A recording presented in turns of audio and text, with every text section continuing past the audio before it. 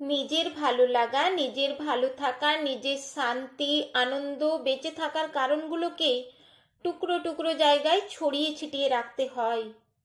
কোনো পার্টিকুলার একজনকে কেন্দ্র করে নিজের সবটুকু নিয়ে আবর্তন করতে থাকা নিরাপদ নয় মোটেও। ছোটবেলায় একটা প্রেম করেছিলাম 12 বছর ধরে। এতগুলো বছরে আমার বন্ধু, প্রেম, ভালোবাসা, গল্প করার মানুষ, রেস্তোরাঁয় খেতে যাওয়ার মানুষ, সিনেমা দেখতে যাওয়ার মানুষ, ঘুরতে যাওয়ার মানুষ, মন খারাপে হালকা হওয়ার মানুষ ইত্যাদি বলতে ওই একজনই ছিল। আর কারুর প্রয়োজনীয়তা অনুভবই করিনি কোনোদিন। তারপর একদিন তার আমাকে বিদায় জানানোর সময় এলো। সে ভাবলেও না সে ছাড়া আমার আর কেউ নেই। সে চলে গেল, আর ফিরল না কোনোদিন।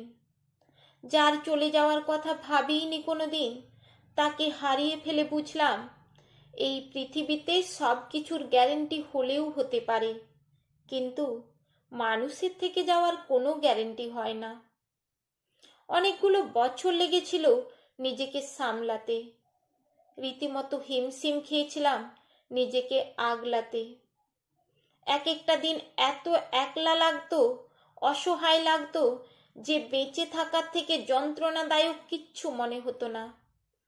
বছর পেরোনোর পরেও এতটাই ট্রমা ছিল বুকে যে ঘুমের মধ্যেও চোখ ভিজে যেত। এই ধাক্কা সামলে ওঠার পর আমি বুঝতে শিখি জীবনের সমস্ত সঞ্চয় একবারে জমিয়ে রাখতে নেই। কিছু সঞ্চয় বন্ধুত্বে রাখাও ভালো, কিছু সঞ্চয় আত্মীয়তাতেও ভালো, কিছু ঘুরতে যাওয়া মানুষেও ভালো, কিছু সমমানসিকতার চেনা মুখেও ভালো, কিছু গল্পের বইয়ে ভালো, কিছু পোষ্যে ভালো, কিছু গাছ বাগানে ভালো। ভালো থাকার অনেকগুলো কারণ থাকা ভালো। জীবনে হঠাৎ ঘন অন্ধকার নেমে আসলে হাতের পাশে কটা মোমবাতি থাকা ভালো। তাতে অন্তত অন্ধকার গিলে খেতে আসে না।